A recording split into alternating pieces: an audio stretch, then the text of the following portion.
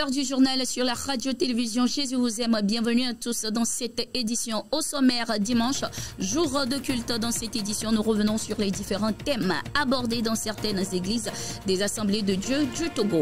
À l'international, au Ghana voisin, le président John Mahama lance le programme révolutionnaire Économie 24 heures sur 24, visant ainsi à créer 1,7 million d'emplois et dynamiser les exportations avec un fonds de 4 milliards de dollars. Les précisions sont assurées également dans quelques instants. C'était tout pour les titres. Bienvenue à tous.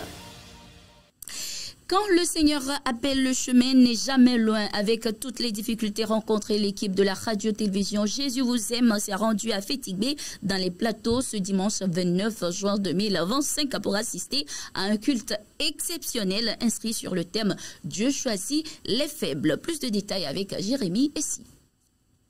Ce dimanche 29 juin 2025, l'église des Assemblées de Dieu du Togo, Temple Philadelphie de Fétigbé, a vibré au rythme d'un culte exceptionnel, placé sous le thème « Dieu choisit les faibles ». Une thématique qui cadre parfaitement avec les réalités du milieu. Et c'est dans cette forêt que le Christ a été symboliquement célébré en ce jour par la foule des fidèles, dans une ambiance de louange intense, de ferveur spirituelle et de profonde adoration. C'était un véritable bain de foi et d'espérance. Ce thème pourrait vraiment encourager quelqu'un dans sa position aussi, tel comme j'ai considéré et j'ai vu l'état de l'Église.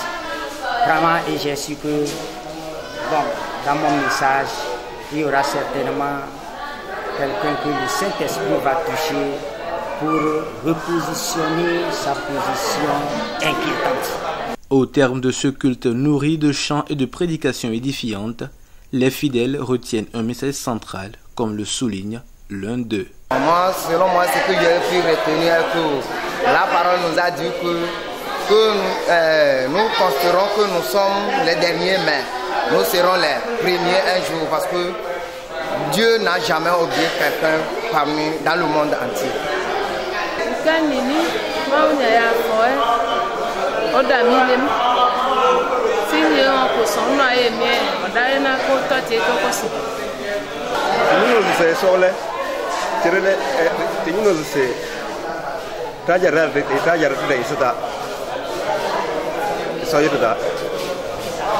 Aussi petits que nous sommes, Dieu peut nous utiliser pour réaliser de grandes choses. Un message d'espérance renouvelé, porté avec puissance par la communauté chrétienne de Fétigbé, unie dans la foi et en un sauveur vivant. Nous irons jusqu'au bout. C'est le thème qui a été au centre du message le dimanche dernier à l'église des Assemblées de Dieu de Tohou, hôpital. C'était au cours du culte ordinaire. Le point avec Paul Emmanuel. Ils ont encore répondu nombreux au rendez-vous. Les fidèles de l'église des Assemblées de Dieu Tohou Hôpital sont venus célébrer Jésus-Christ, le roi de gloire, lors de ce culte ordinaire. À l'occasion, le pasteur titulaire de l'église a exhorté l'assistance à persévérer jusqu'au bout, ceci malgré les persécutions de ces derniers temps. La vie chrétienne devient plus difficile. Lui-même, il a déclaré: si je reviens, trouverait-il vraiment les élus encore, donc trouverait-il encore la foi? C'est pourquoi ce thème, nous irons jusqu'au bout. Et nous devons garder notre foi, notre dignité, malgré les persécutions, malgré les manquements, malgré les chômages d'aujourd'hui. Nous allons toujours garder notre amour. Car il est écrit, qu'est-ce qui peut nous séparer de l'amour de Christ? L'amour de Christ vaut mieux que des trésors, de l'or pour nous. C'est pourquoi nous devons le garder partout où nous sommes en tant que chrétiens dans le monde entier. Nous devons toujours veiller sur notre vie et que nous allons attendre la promesse de Dieu. Message bien accueilli. Les fidèles comptent marcher dans l'intégrité pour avoir part au royaume des cieux.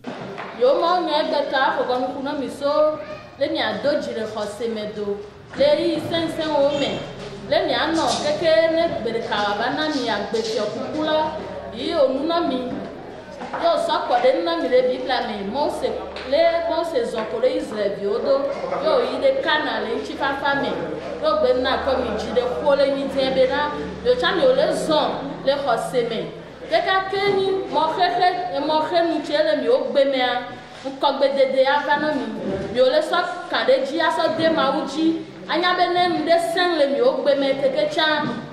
Le message de ce matin nous interpelle à marcher dans la fidélité, dans l'intégrité pour pouvoir arriver jusqu'au bout. Donc notre message est tiré dans Exode, le chapitre 14, verset 13 à 14. La vie chrétienne est certes semée d'embûches, mais la parole de Dieu nous dit dans Philippiens 4:13, « Je puis tout par celui qui me fortifie. »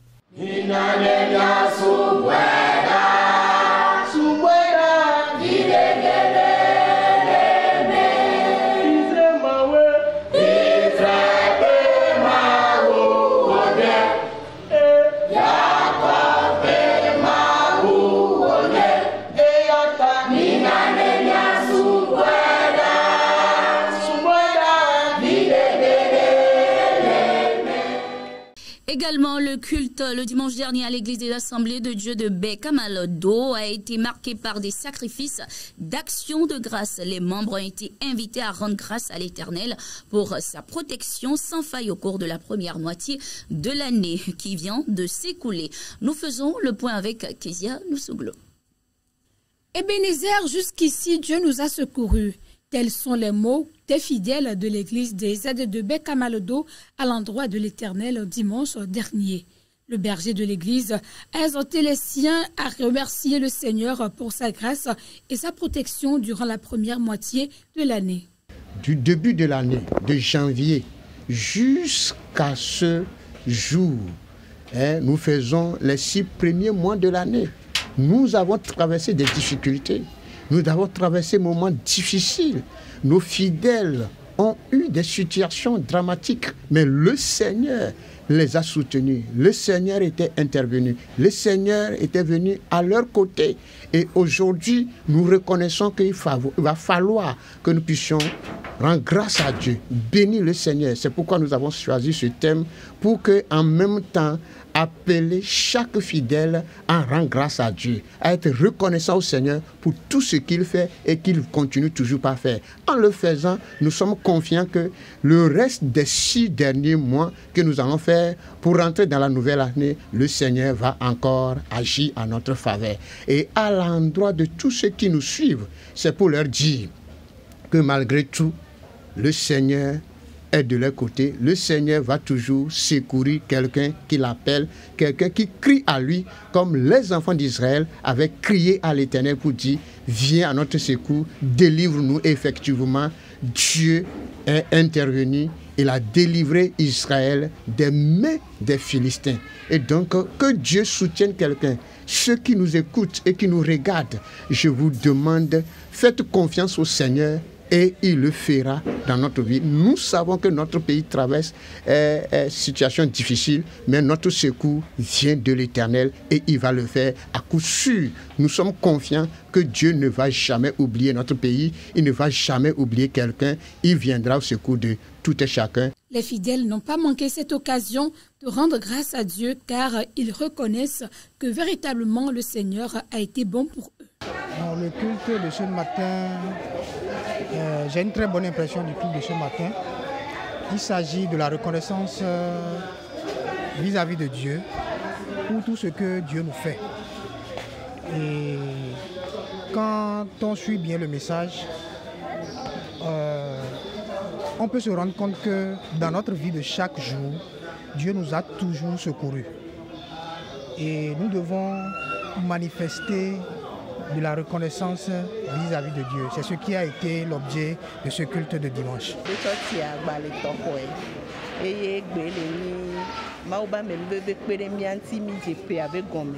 So janvier kakaba kodo mois de juillet eye mi aglobe le tria le wunu eye mi aglobe mi le peabe wetiabe mama me ma wa me bebe gede nami eye egbe gbale mi akpe dada be mi ada akpe na mi be ma o ke po mi ata so janvier kakaba kodo egbe ya be ma wu mi egbe ya le ponpo na mi so kulo e ma u be ameta popo deke ma u po mi ata kakaba do egbe ya e ke gbale ya no po mi ata da e to ma no mi anu ke mi ate ma o akpe po mi ano donne. Il ne sert à rien de s'inquiéter, mais il est bon d'exprimer en tout temps des paroles de reconnaissance, car l'Éternel y prend plaisir. Le livre d'Éphésiens 4, le verset 6 le stipule si bien. Ne vous inquiétez de rien, mais en toutes choses, faites connaître vos besoins à Dieu par des prières et des supplications avec action de grâce.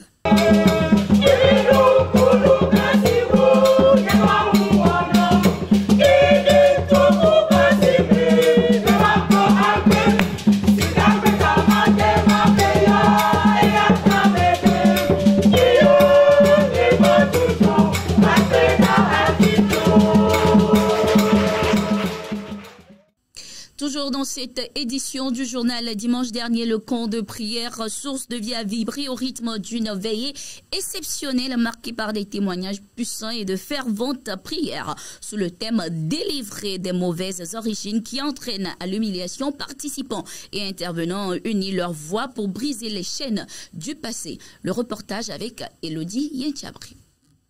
Le camp de prière Source de vie dimanche dernier a vibré au rythme d'une veillée exceptionnelle marquée par des témoignages puissants et des prières ferventes. Sous le thème « Délivrer des mauvaises origines qui entraînent à l'humiliation », participants et intervenants ont uni leur voix pour briser les chaînes du passé. Effectivement, nous avions commencé un programme de cette nuit de veillée depuis le lundi et aujourd'hui les rideaux viennent de tomber sur ce programme avec un thème intitulé « Délivrer des mauvaises origines qui entraînent à l'humiliation ». En effet, nous sommes des hommes de terrain, surtout les camps de prière, tout ce que nous avons expérimenté et enduré nous-mêmes nous laisse croire qu'il y a des influences négatives. Même au temps de Jésus, c'est ce ministère que Jésus-Christ avait accompli. Et de nos jours, encore lors des délivrances, lors des audiences, nous constatons des difficultés, des rejets, des ruptures de liens dans la vie de certains chrétiens. Et lors de la délivrance, nous constatons aussi qu'il y a assez de cas de possession et ce qui nous laisse croire et réaliser que beaucoup de problèmes sont d'ordre spirituel, spirituel et maléfique.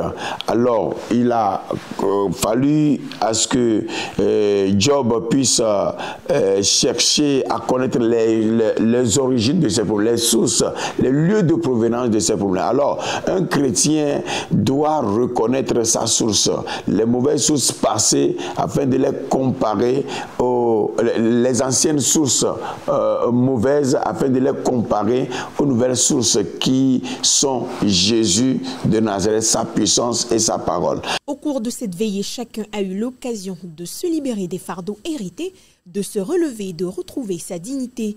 Les témoignages poignants des participants racontant leur cheminement vers la délivrance ont touché les cœurs. Tout au long du programme, on a bien parlé des mauvaises origines qui entraînent l'humiliation. On a discuté des aspects positifs comme négatifs et on a prié concernant ces origines-là tout en les détectant et à travailler dessus. Donc on a détruit les mauvaises origines et à profiter de l'aspect positif aussi.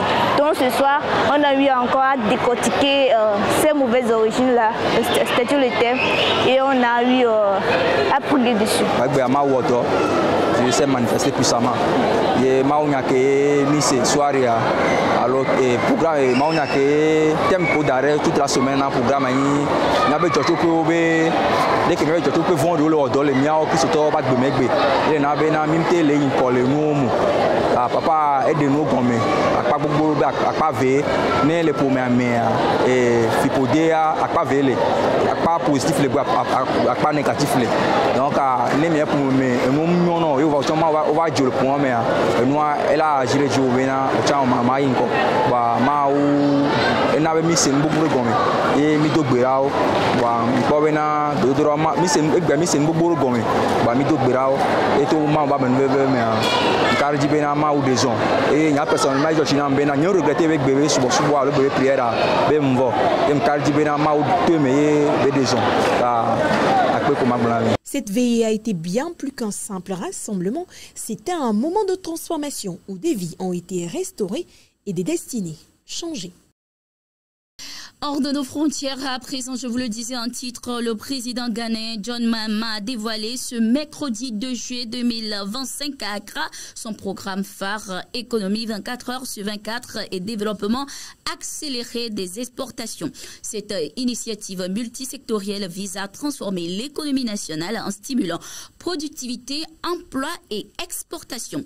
Ce n'est pas juste une question d'horaire étendu, a précisé le président ghanéen, mais de créer un écosystème propice à une activité économique continue dans l'agriculture, la santé, l'industrie et les transports. Le programme cible particulièrement les PME et les secteurs à forte valeur ajoutée comme les produits pharmaceutiques et le textile. Pour financer ce projet ambitieux, le gouvernement ghanéen crée Fond 24, une plateforme visant à mobiliser 4 milliards de dollars via des fonds de pension, des investissements de la diaspora et des partenariats publics et privés. L'objectif, générer 1,7 million d'emplois en 4 ans, réduire les importations et renforcer la compétitivité internationale du Ghana. Et voilà, c'est sur cette actualité que nous refermons cette édition du journal. Merci d'être resté avec nous. Nous sommes en continu sur nos différentes plateformes.